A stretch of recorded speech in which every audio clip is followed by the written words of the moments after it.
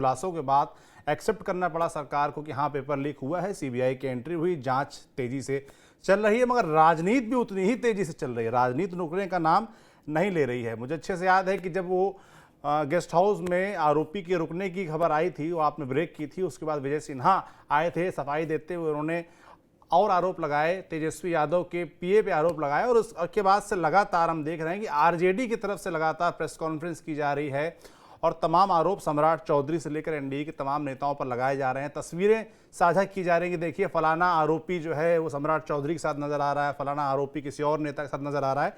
तो ये पूरी राजनीति चल रही है रुपेश, इसके बारे में समझना चाहता हूं कि इसको कैसे देख रहे हैं बिहार के लोग, इसको कैसे समझा जा रहा है और इससे क्या जांच प्रभावित हो सकती है?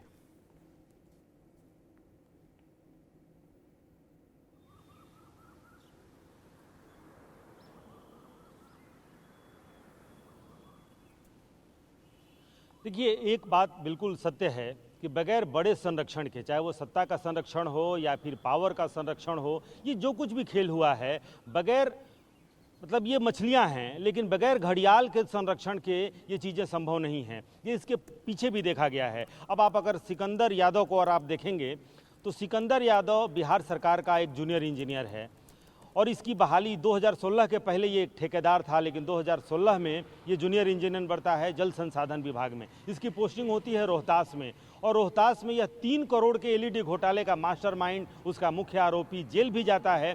जेल से बाहर आने के बाद जल संसाधन विभाग से इसे बुला लिया जाता है नगर आवास विभाग में। इसका नोटिफिकेशन भी है। जब जो विभाग तेजस्वी यादव के पास जब था नगर विकास विभाग, उसी समय में इसे बुला लिया जाता है नगर आवास विभाग में और दानापुर में इसकी पोस्टिंग होती है और इसको जिम्मेदारी दी जाती है, प्रभार दिया जाता है दानापुर, बिहटा और पटना, यानी कि 3 ये जो मुख्य नगरीय क्षेत्र हैं, इनकी जिम्मेदारी सिकंदर यादव की रहती है। और यहाँ कहा जाता है कि यहाँ भी बड़े बड़े खेल होते रहे हैं। जब मैंने खुलासे किए उसके बाद से बीजेपी की तरफ से कहे गए कि कुछ वित्तीय लेन देन के अगर खुलासे हों तो पता चलेगा कि सिकंदर यादव का जो भ्रष्टाचार है उसकी कड़ी कहाँ कहाँ से जुड़ती है।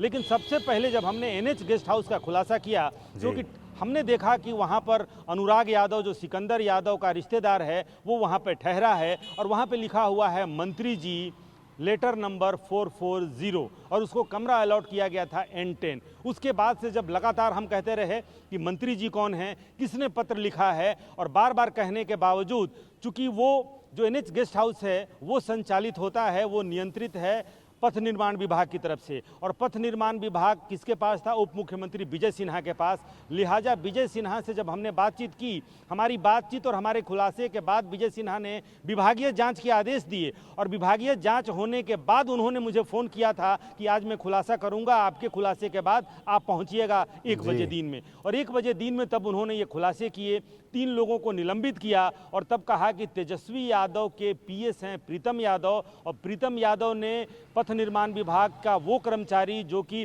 गेस्ट हाउस का नियंत्रण जो देख रहा था सारा वहाँ संचालन प्रक्रिया, उसको फ़ोन किया। उसके फ़ोन के रिकॉर्ड, उनके message, 1 room for Sikandar Yadav, ये मैसेज और फ़ोन के डिटेल्स लेकर के विजय सिन्हा बैठे और वहीं से राजनीति की शुरुआत हो गई।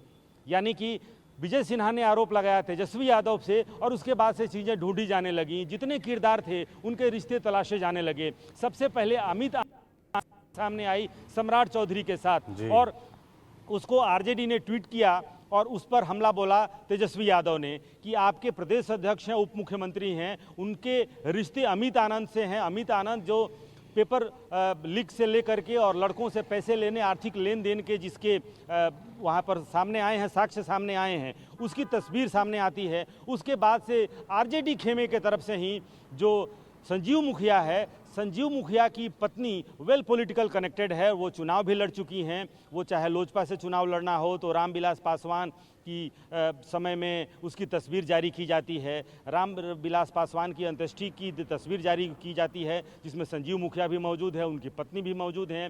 नीतीश कुमार के साथ एक तस्वीर जारी की जाती है जिसमें संजीव मुखिया और उसकी पत्नी भी नजर आ रही हैं। श्रवण कुमार जो नालंदा के रहने वाले हैं, नीतीश कुमार के करीबी हैं, बिहार सरकार में मंत्री हैं, श्रवण कुमार के साथ संजीव मुखिया और उनकी पत्नी की तस्वीर जारी की जाती है। और बार बार इस हमले के बाबत बीजेपी की तरफ से यह अटैक होता है कि एनएच गेस्ट हाउस में किसने कमरा बुक करवाया था, पहले उस पर तेजस्वी यादव जवाब दें। हालांकि तेजस्वी यादव ने कहा कि मेरे पीएस से आप बुला लें, नीतीश कुमार खुद पूछताछ कर लें, उसमें उनको कोई ऐतराज नहीं है, कोई आपत्ति नहीं है। लेकिन फिलहाल प्रीतम यादव से कोई ना तो पूछताछ हुई है, ना ही उनको नोटिस भेजा गया है। बाद में ये खुलासा होता है कि सिकंदर यादव का गांव और प्रीतम यादव का गांव समस्तीपुर में आसपास ही है, इसलिए हो सकता है कि सिकंदर यादव और प्रीतम यादव में कोई संबंध हो। लेकिन बीजेपी आज भी ये मानकर चल रही है कि प्रीतम यादव ने जो कुछ किया वो तेजस्वी यादव के कहने पर या उनके संरक्षण में किया गया। खैर, ये राजनीतिक आरोप प्रत्यारोप है, लेकिन सबसे पहले हमने जब खुलासे किए थे कि पॉलिटिकल एंट्री किस तरीके से होती है, कैसे संरक्षण मिलता है, क्योंकि इस मामले में सिकंदर यादव के कैंडिडेट के लिए रूम बुक कराना भी या उनके लिए सरकारी गेस्ट हाउस की व्यवस्था कराना भी अपने आप में कोई छोटी कड़ी नहीं है और उसकी जांच होनी चाहिए। और ये पहले दिन से हम कहते रहे हैं कि क्या सिर्फ रूम बुक कराने तक ही, सरकारी गेस्ट हाउस में कमरा अलॉट कराने तक ही भूमिका है या फिर भूमिका कुछ और बड़ी है। और एक बात साफ है, इस पूरे कि मामले छोटी पे मछलियों का काम नहीं है, हो भी रही बड़ी है, मछलियां भी हैं, कोई घड़ियाल भी है, उन सभी बड़ी मछलियों की पहचान करके जिनका भविष्य दांव पे लगा है वो इस राजनीति से खुश नहीं होंगे।